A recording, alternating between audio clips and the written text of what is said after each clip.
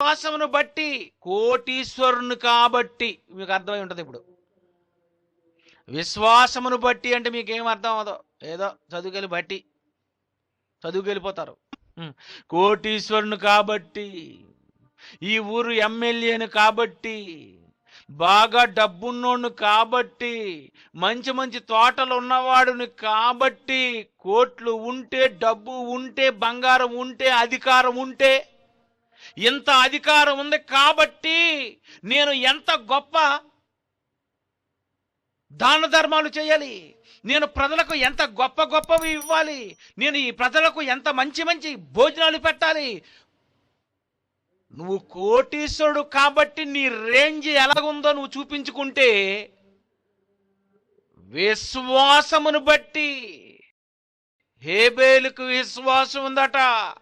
విశ్వాసం ఎలా ఆడుతుందంటే, మా అమ్మ కానీ మా నాన్న కానీ దేవుడు తింటాడు అని, దేవుడు మానవుడు పెట్టే భోజనాన్ని ఆయన ఇంపైన సువాసన ఆగ్రహిస్తారన్న ఆలోచన నా తల్లిదండ్రులకు లేదు. కానీ నా దేవుడు తింటాడు, నేనిచ్చింది దేవుడు తీసుకుంటాడు. అలాంటి దేవునికి నేను పెట్టే భోజనం విశ్వాసమును బట్టి ఎలా ఉండాలంటే, క్రొవ్విన వాటిని, తొలిచూలు పుట్టిన వాటిలో ఏది తొలిచూలు పుట్టిందో దేవుడికి నేను భోజనం పెడుతున్నాను, ఆయన తింటాడు, దీనిని ఆగ్రహిస్తాడు, నా బలి ఆయన తీసుకుంటాడన్న నమ్మకం. విశ్వాసమును బట్టి హేబేలు, విశ్వాసమును బట్టండి. మనసు లేదు. ఈ లోకంలో మనిషి దేవుని దగ్గరకు వెళ్ళిన తర్వాత సగం దేవుడికి సగం నాకు అంటారు. కానీ హేబేలు అలాగనుకోలేదు. క్రొవ్విన వాటిని, తొలిచూలు పుట్టిన వాడిని దేవునికి బలి అర్పించాలి. అంత దేవుడు నాకు తెలియాలి, నాకు తెలుసు. దేవుడు తెను పెట్టుకొని చక్కగా అన్నం అంతా కలుపుకొని మొట్టమొదటి ముద్ద మాత్రం చక్కగా చుట్టి దేవుడు, ఇదిగో ఇది దేవుడు ముద్ద. చూసారా ఎంత ఘోరమో మరి చూడండి. పోనీ 2 ప్లేట్లో ఉన్న ఇంత ముద్ద దేవుడికి, మిగిలిన ముద్దలన్నీ నాకు. ఇదిటండి, ఇది హేబేలు కంటే గొప్ప సాక్ష్యం అంటారా? అసలు హేబేలుతో ఎవరైనా భోజనం పెట్టాలనుకునేటప్పుడు, దేవునికి నిజంగా పెట్టాలని అనుకునేటప్పుడు ఒక పని చేద్దామండి, మంచి బిర్యానీ వండిద్దామండి, 100 మంది దేవుని పిల్లలకు పెడదాం.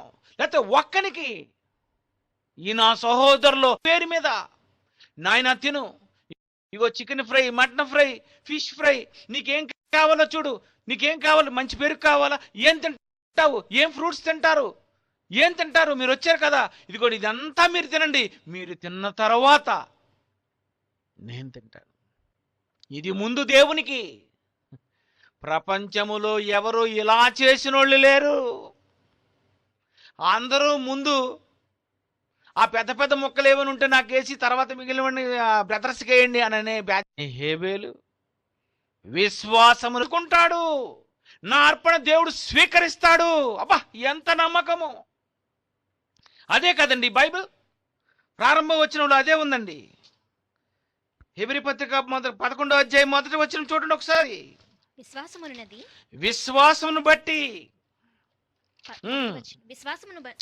విశ్వాసమనున్నది నిరీక్షింపబడు వాటి యొక్క నిజస్వరూపము అదృశ్యమైనవి ఉన్నవి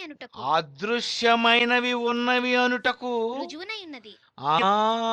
విశ్వాసమనున్నది.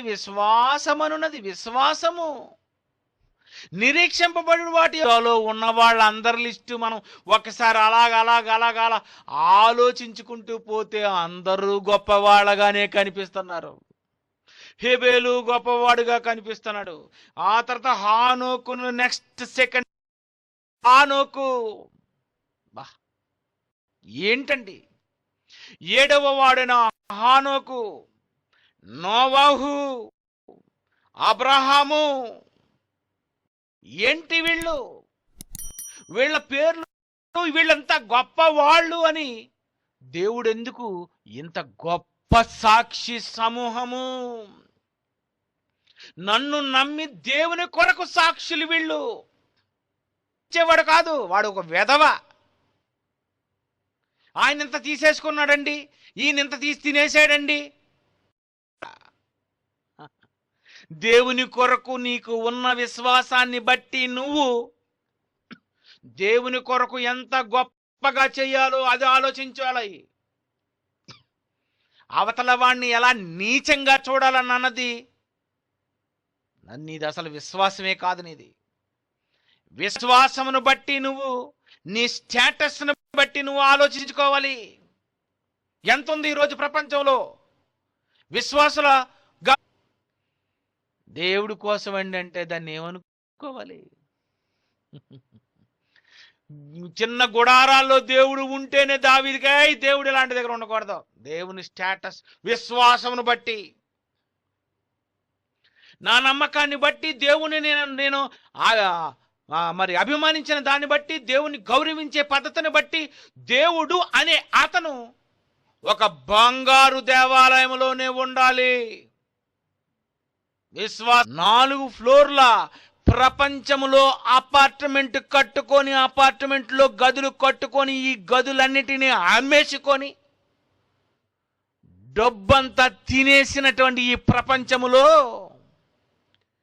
ఎవరెవరికో ఈ అపార్ట్మెంట్లన్నిటినీ మనం ఒక 4 లేకపోతే 6 రూమ్స్ కింద వేసేసి మొత్తం ఇదంతా అమ్మేసుకోవాలనుకునేటటువంటి ఈ ప్రపంచములో 4 ఫ్లోర్స్ వేసి, ఈ ఫ్లోర్స్ అన్ని దేవుడివే. విశ్వాసమును బట్టి నువ్వు నమ్మేవంటే